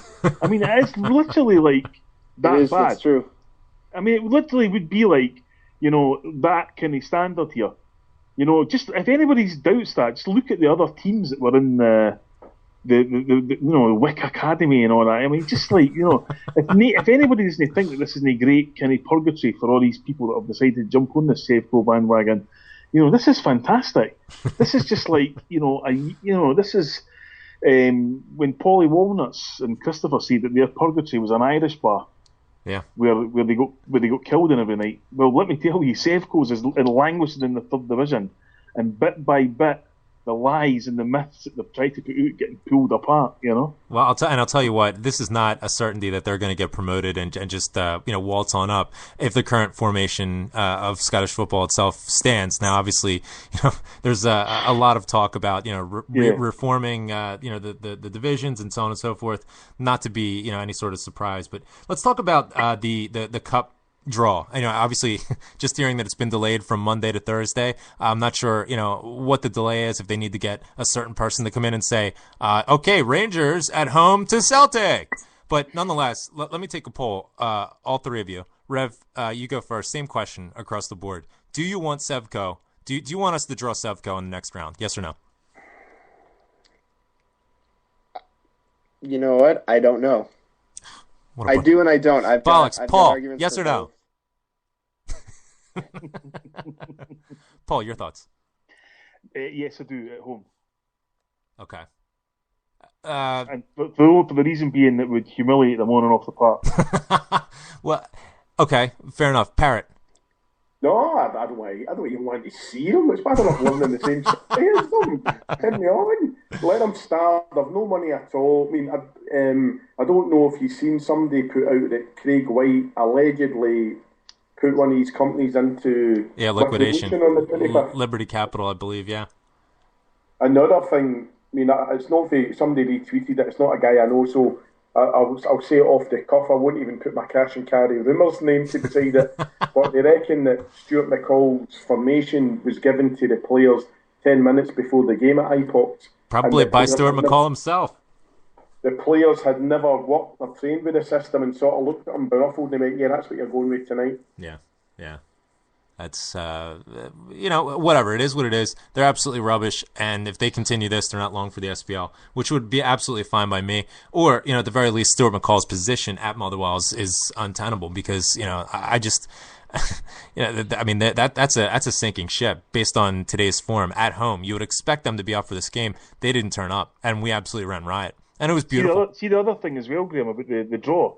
Saying, if you want to play them or not. Do you know when the date is scheduled for the quarterfinal fixtures? Halloween. Correct. I mean, it's how much. Can you imagine a zombie fest at Celtic Park? Hey, Rev. Speaking of which, I got some. See, Rev likes the primary school jokes. Rev, where did the zombie shop? Where do the zombie shop? At the Mon store. Oh. Right. Moving right along. Rev, have you gathered your thoughts yet? Do you want Sevco in the next round? There's a bit of debate about it. Some people say just let them die like the parrot. Some people say, yeah, let's just give them a doing and cast them aside. I mean, they are financially as well as on the pitch heading down the same road that their predecessors in name, so to speak, are going down. I don't see any way that they can avoid administration on the current path with their expenditures and how much, or in this case, how little they're coming in. What do you want to crack at them? Yes or no? I'm going to go with no. I mean, exactly for the reasons Parrot said. It's like I don't even want to. I want a Hun-free, zombie-free year. Just no interaction with them. Just for a change of pace. When I picked up FIFA last week, and then going to play manager mode and seeing the SPL, the list go alphabetical, and then go straight to Ross County. It was just from Motherwell to Ross County. It was just such a nice change of pace, not seeing that ugly crest right there. So I don't even want anything to do with them for a full year. Would I love to play them and beat them and just completely embarrass them? Absolutely, of course. But at the same time, I'd like a vacation. The effects of the death of Rangers have far-reaching effects and consequences, apparently extending to Football Manager. Superb. Who knew Red played FIFA? It's news to me. You learn something all the time. It's fantastic. Guys, before we wrap it up, let's go through the side here and just talk about the specific players and what would make each player undroppable. Do you have players at the moment that are undroppable? And specifically looking towards that Spartak Moscow tie on Tuesday. For me, Scott Brown, it's been declared already that he's being sort of utilized in a strategic way to minimize the effect of his hip injury so that he is available for these European ties, as well as Neil Lennon has made an imperative with the international ties for him. So I would definitely say Scott Brown. Who else? Paul, let's start with you. Who in your mind at this point is undroppable and why? Fraser Foster, because I think it's been the first time in a long time that I've heard no debate whatsoever about goalkeepers which should come in and steady him or anything like that. He's cemented his position. I think that for European games, Samaras, if he's fit, always has to play. I think Wanyama always has to play. I think Chris Commons always has to play. And I have to say that I've been really impressed with the fact that people like Chris Commons and Brown, it's really stepping up at a time when the younger guys needed them. And that's what's making the transition for the younger guys into the team much easier. No question. Because they're taking a lot of pressure off them. So the guys are undroppable, and I do think that it's good to hear Scott Brown getting a lot of praise because he's took a hell of a lot of criticism in his time. Sometimes, we all, it was justified, but I really do think he's coming to his own in the last year or so. I agree completely, and I've been one of his detractors from time to time, but you're absolutely right. A cadre of players have really stepped up and presented themselves, made themselves available, so to speak, and he's been on the forefront of it and really embodied what it means to be the Celtic captain. It's unfortunate that he's picked up this hip injury, but he's grown as a player, as a leader, and as a teammate as well, and it's fantastic to see. Really, advancing this nucleus that we've built into, the prime and executing the results that, that this club rightfully should adhere to and aspire to. Parrot, let's hear your thoughts. Who, in your mind, just generally, do you have a couple players at this point who are, in your mind, absolutely undroppable and why? I probably mostly agree with Paul. I thought, and certainly on Tuesday night, I think we found the difference, and no disrespect to him, when we had Zaluska in goal, there wasn't the same confidence at the back. But I think with Forster, it's a bit like Joe Ledley in the team. You don't really know they're there, but they're doing the job. Yep. It was really, really nice to, and I wasn't his biggest fan, I'll be honest, today. Before Sammy came on and he was warming up, the whole stand was chanting his name, which was nice, and he's a confidence player. He needs his arm put round him, and Neil Lennon's utilised him in probably his best position. So Sammy, Joe Ledley, Scott Brown's imperative. I know I was on Homeboys about talking about him and people being his game, but we need that wee bit of tentative dig. I think we need somebody that can. It's a big team, but it's a very young team, and it needs somebody to be running about a bit like Roy Keane, say, right, you're Glasgow Celtic, nobody's kicking us, sort of thing, Yeah. So yeah, I mean, I agree totally with Paul. I'd love to see young Dylan McGeoch on the bench for the European games, hopefully getting on. I don't think young Forrest is really playing it at the moment. No, I agree. I think he's slightly off the boil, and I'd like to see him track back a little bit in certain circumstances. I mean, sometimes, there's a different decision that he could make that it could open up opportunities for other players. I'd love to see him have a crack from the top of the box, But, all things considered, he does bring, that he is really our only bona fide winger, that is going to provide that pace down the flank. We saw that displayed several times where he'd take on a man, beat him, and his service into the box in several circumstances, going back to the Wraith game as well as today, was absolutely excellent. Unfortunately, today we didn't have anybody really following his run, but nonetheless, he does give you a bit of a spark. But yes, there's certainly downtimes to that as well. But if he just makes his decision quicker. He's in that position. He's just got to make his decision quicker if he's going to shoot or he's going to pass, because he's delaying, and it's definitely tempering in his game. Yeah, and you've seen today both Hooper and Commons telling him, make it quicker. Mm-hmm. When he went for the shot, it's like, no, either delay and let people come up or try and beat the guy. Yeah, then he just do it instinctively. You're talented. Trust your ability. You're absolutely right. It seems as though he's caught in two minds, sometimes, and when you find the middle, it doesn't quite come off. But he is a dynamic player. He gives us a bit of something that we need in certain circumstances. But nonetheless, Parrot, we're going to let you go because we're going to wrap up the show here. Certainly, guys. Thanks for letting us call in, and I'll see Paul soon, hopefully, and I'll see you guys when you're over 3 to G and talk to you soon. Yep. Cheers, pal. Thanks for calling in. All right, ta-ra. Rev, what do you think? Undroppable players. Bruni undroppable. Mulgrew.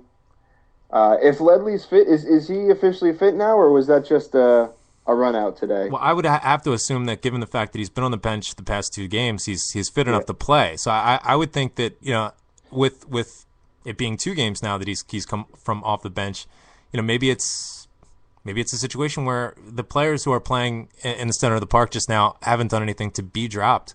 And this is the type of mentality that Neil Lennon has set out. There are no guarantees. You have to play your way into the starting 11. You have to show that you really want to play and drive hunger amongst the players to have competition. You get the training, much more intense, and that translates over to onto the pitch. When we play in the SPL or the Champions League, as was evidenced today, it was fantastic.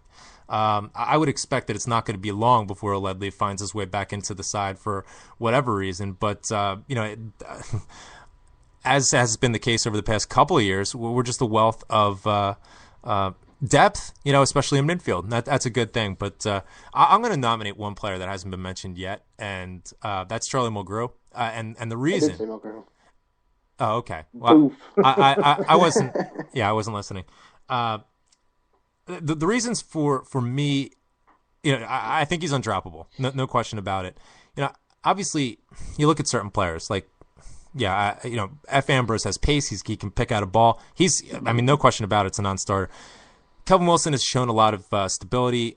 He's, I think, matured a bit, or sort of got freshened up his instincts in playing in the SPL and positioning and so on and so forth with his teammates. Charlie Mulgrew, for me, is our best weapon, to use another word that I hate, but at the top of my mind, from set pieces. He's absolutely vital from free kicks. He can even put a ball in for corners, and he's found himself on the end of so many corners himself. I think from set pieces, he is absolutely vital. We absolutely must find a place for him in the side. At the moment, it's on the left-hand side of the midfield. How long that continues, I'm not sure. This is 2 runouts in that position in a row where he hasn't put a foot wrong. He's looked quite good. So do we keep him in that position? I'm not sure. Tactically, that's going to ask some questions, but it's certainly been effective so far. Definitely undroppable for me. Let's read out. I got some tweets from some folks this week that I thought were interesting when I asked this question.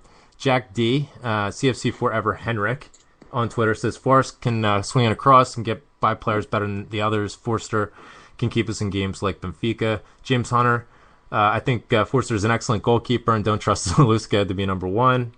Brown's drive makes him a nightmare to play against, and he's really grown in the captaincy. And Wanyama's just a classy player who does simple things with ease. I agree completely. And Andy Watson, he's mentioned, if any, it would be Mulgrew, consistent, scores goals, versatile from at least 3 different positions, and he's a fan's favorite. Chris Commons, Johnny Keenan saying Chris Commons, his form of late has been fantastic, and he provides an outball to most attacking plays. I agree completely, with a lot of that. The points that we brought up there, it's fantastic to see Neil Lennon. Once again, we've seen this repeatedly over Neil Lennon's tenure. We go through a bit of a rut, and maybe become slightly anemic or just, maybe leaking goals or whatever. Neil Lennon comes up with a tactical answer each time to get us off of that plateau and get us back on the front foot. And we're seeing it once again, and we're seeing it, in the midst of the European campaign. So it's absolutely fantastic to see. I don't know, guys. Any additional thoughts? Yeah, can I just say something, Graham? I saw a friend of mine at the game today, Archie, and you wouldn't think that was really important, except that he told me today that his first ever Celtic game was against Motherwell as well, which again isn't really that important unless you think that that game, his first ever Celtic game was against Motherwell at Celtic Park in 1924.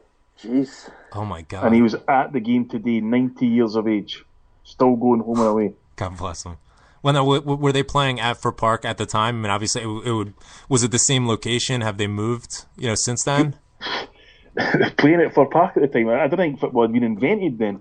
It was floodlights or anything. No, it was at Celtic Park, and Archie, is a Celtic legend, and I remember distinctly a game at Easter Road in 1987. We won 4-1, and we just kind of stopped the Huns winning their first league for 9 years for a couple of weeks long. And Archie was 65 that day. And as we walked to the ground, it was pouring the rain, and he looked up at the sky and said, "Son, I think I'm going to calm down a bit with this football now." That was in 1987, and he's still gone home and away. God bless him. That's absolutely phenomenal. So the point about that is, we might all moan and groan about Dr. Death here, telling us we're heading for Armageddon and all that. But listen, when we're all here 90, the parrot will still know we're getting to the point in these stories. Yeah, we can definitely expect that.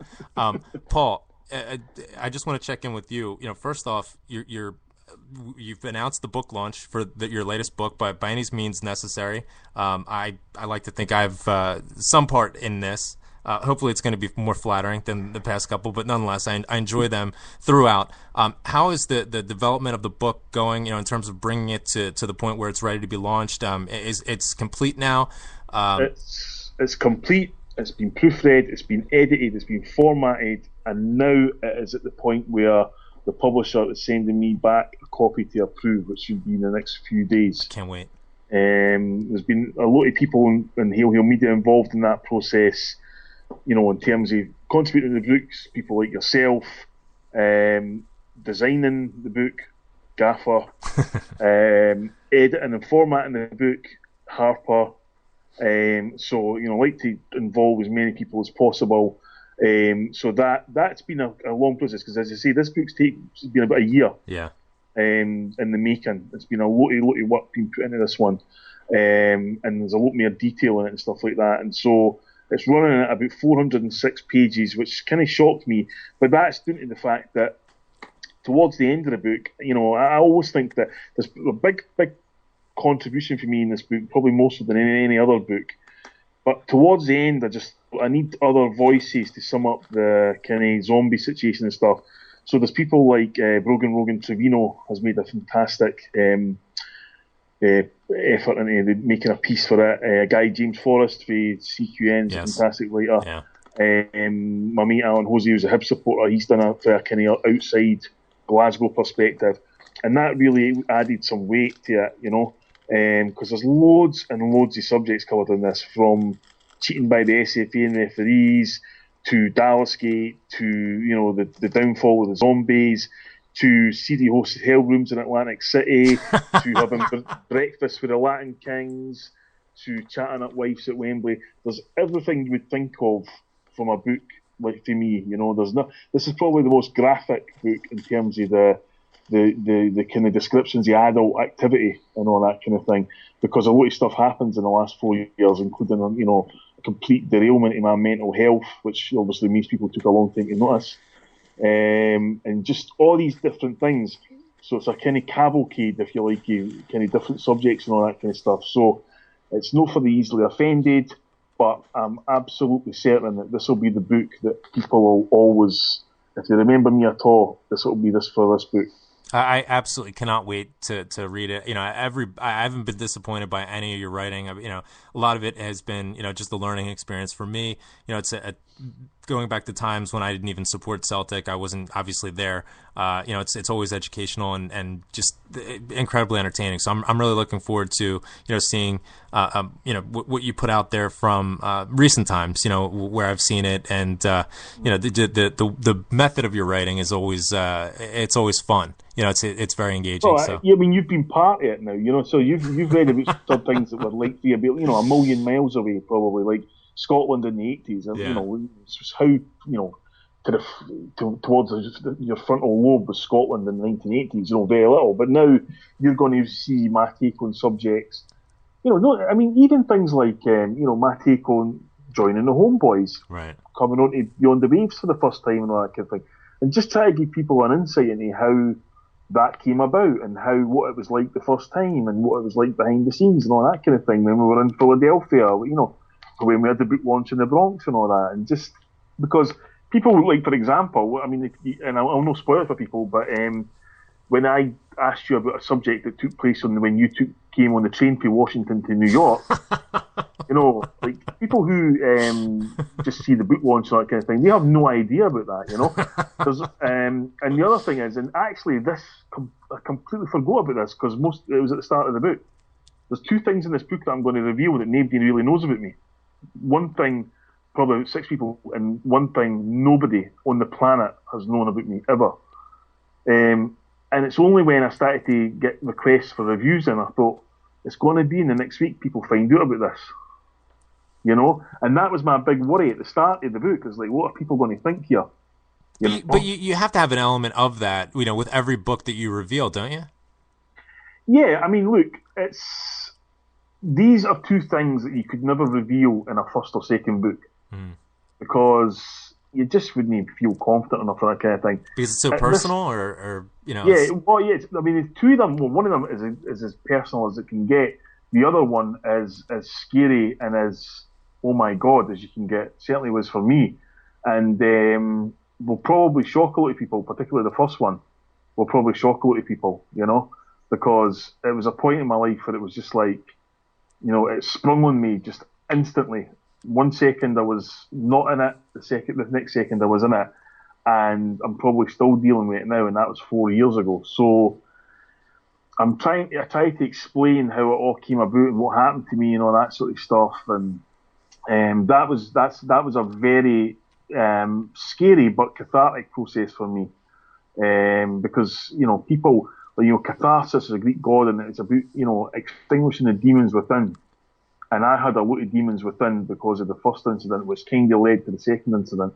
So this was something that I thought, some people are going to look at me differently, or they're going to go, wait a minute, or something like that when they read this, because the magnitude of it was beyond me, and it's still beyond me now. And, some of the people that you'll have read about in the books in the past, you'll start to find out why I hold them in such high regard.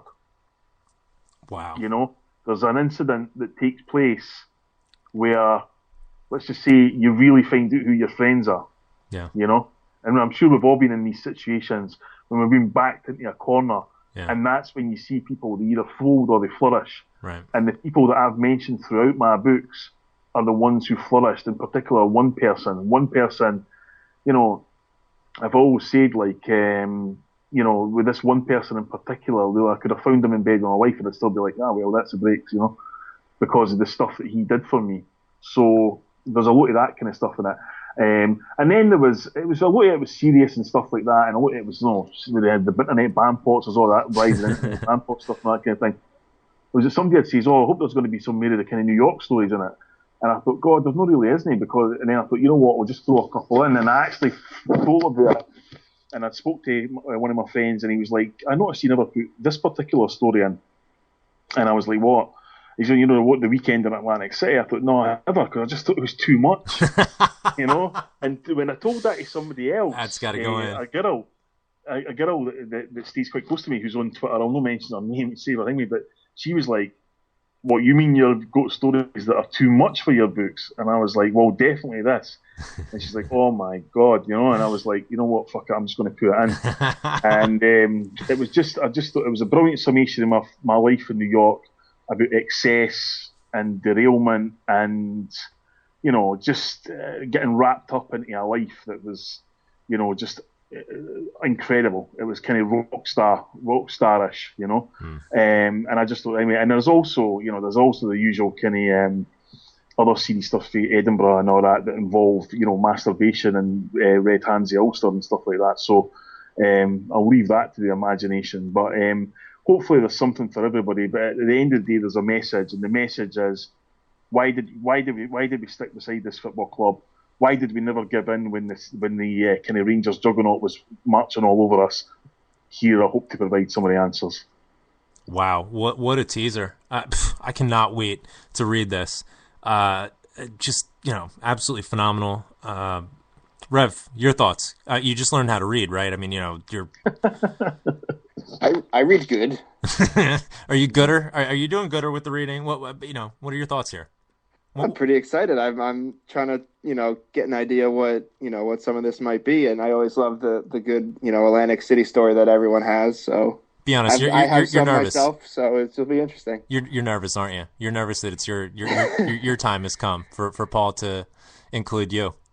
Well, Rev's in it. He's in it. And, yes, and because there is also a part 2, and not that he's in this bit, I have to say, but there's a part 2 of Channel and Charlie McGrew, which is projecting Paddy McCourt, where Channel and Charlie McGrew, you know, was basically all made up stuff, right?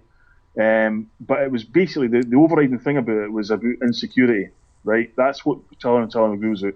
It was my insecurity about writing again after so many years and stuff like that, right? And what if everybody hates me and all that kind of thing? Because on the back of some of the stuff that's in this book, I was at a pretty low point when I started writing again. This projected Paddy McCourt is about ego, right? It's about when you start to write some stuff and people say, oh, this is good, and they start saying, hey, you're great, this, that, next thing. Where could your ego go? Where could your ego take you? So I thought, let's have some fun with that. Let's just pretend that I haven't got a huge ego, and then in this thing I have, and then it's like, where can we go with this ego? You know, how far could this ego actually take you? And there are some places that it takes me that, you know, including helping Paul McCartney write songs and, you know, just kind of mad stuff, and also the kind of seminal moment, as I said, the first bit I'm going to reveal that takes place in New York, and American readers and listeners will be able to relate to it even more than British ones, I think, you know, because the British ones will have their experiences of this kind of thing from television, whereas you guys will either know people, and I don't think you'll have experience in that, but it's kind of like, you know, if you were going to go on vacation in America, if you're going to go on vacation, you go to some paradise island or something, right? Right. Well, just think of the absolute opposite of that. Oh, jeez.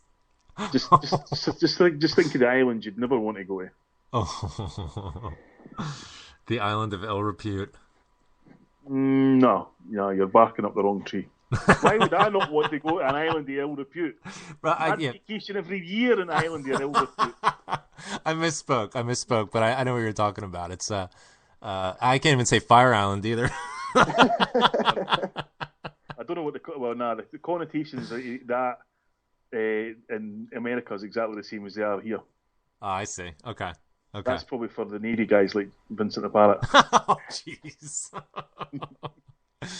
Anyway, but I'll come on and talk about it in due course. Fantastic. Thank you so much, Paul. And you know, another thing I do want to point out before we wrap up, we were able to raise $280 US, which I think approximates to about £9.50 if the exchange rate is consistent right now. But no, in all seriousness, $280 US. Fantastic for the auction of Phil McGillivon's Downfall. You know, we were able to raise that from eBay, closed it up last weekend. So if the listener is listening in. I sent a couple of emails this week. We need you to respond. We have a couple of pieces of information. Otherwise, we're just going to send it out and, well, there you go. So anyway, if you're listening in, please respond to the email or send us an email at beyondthewave67@gmail.com. We need to get in touch and all that good stuff. With that being said, Paul, I know we spoke offline about this. I just wanted to just confirm that with you.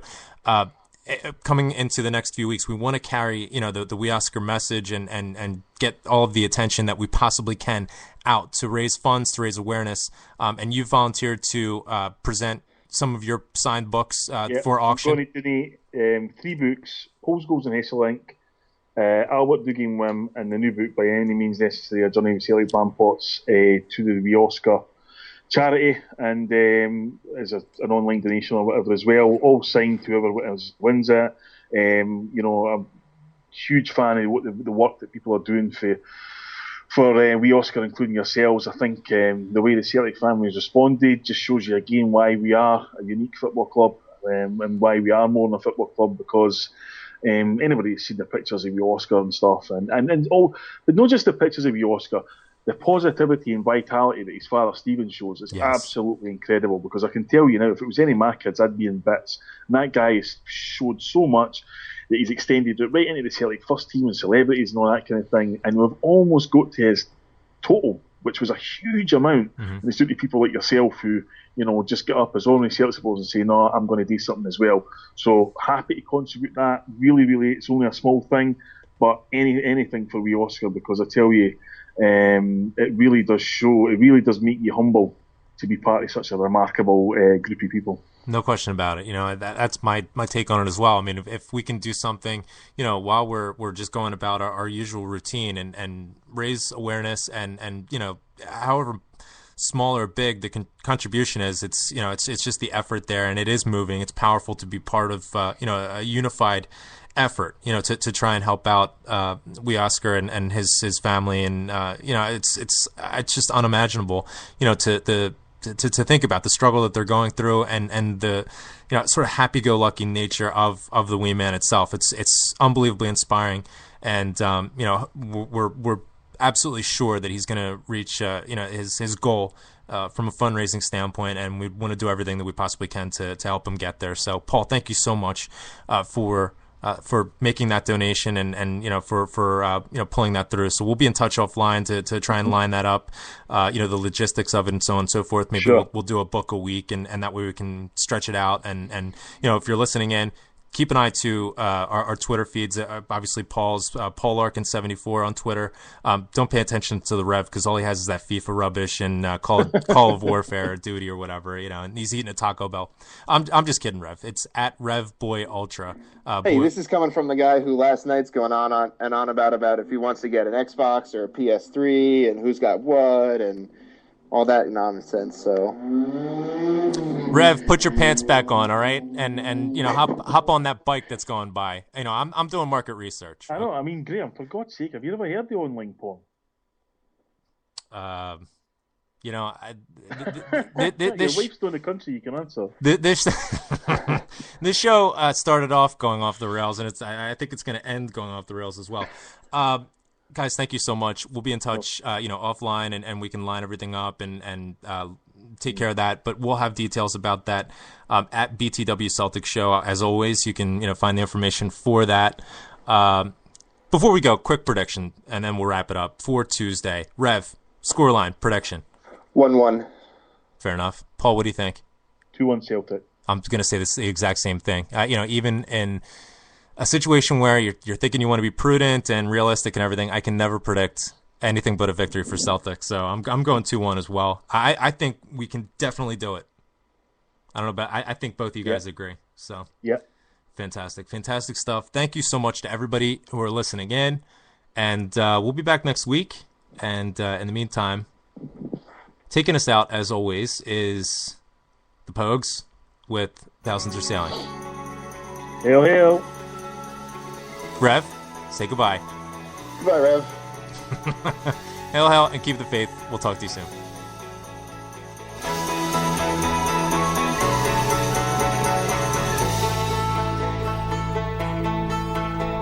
The island, it is silent now, but the ghosts still haunt the waves. And a torch lights up a famished man who fortune could not save. Did you work upon the railroads? Did you ride the streets of crime? Were your dollars from the White House? Were they from the 5 and dime? Did the old songs start to cheer you? And did they still make you cry? Did you count the months and years? Or did your teardrops quickly dry? I know it was not to be on a coffin ship. I came here and I never even got so far that they could change my name. Thousands are sailing across the western ocean to a land of opportunity that some of them will never see. Fortune prevailing across the western ocean, their bellies full, their spirits free. They'll break the chains of poverty and they'll dance.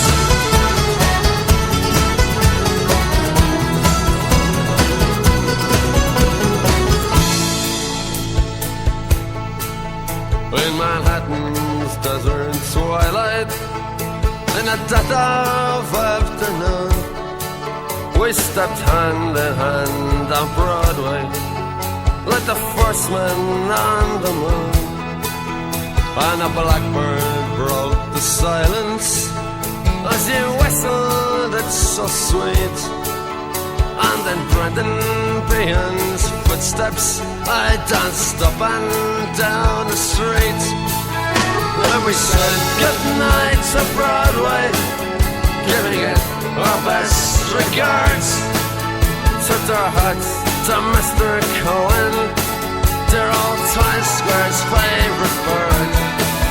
Then we raised a glass to JFK and a dozen more besides. When I got back to my empty room, I suppose I must have cried. Thousands are sailing again across the ocean with a hand of opportunity. Trust tickets in a lottery. Postcards were mailing of skyline skies and oceans from rooms that daylight never sees. And lights don't glow on Christmas trees. And we danced to the music and we danced.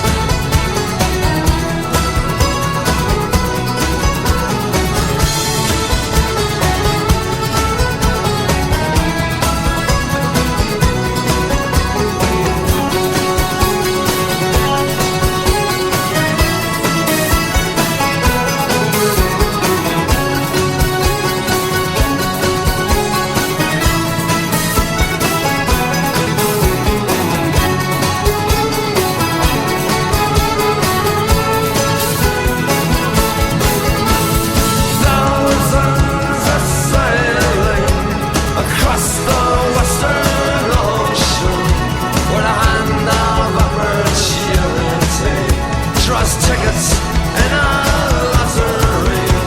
Where we go, we celebrate the land that makes us refugees from fear of grace with empty place, from guilt and weeping effigies. Now we dance to the music and we dance.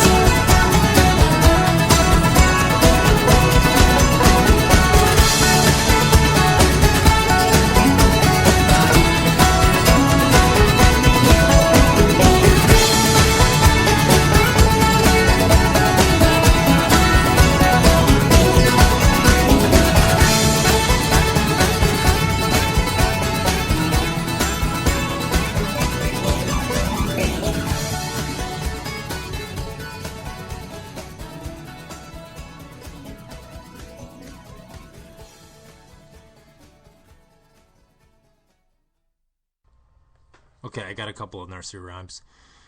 Jack be nimble, Jack be quick. The Huns are dead. There's zombies now instead. Oh!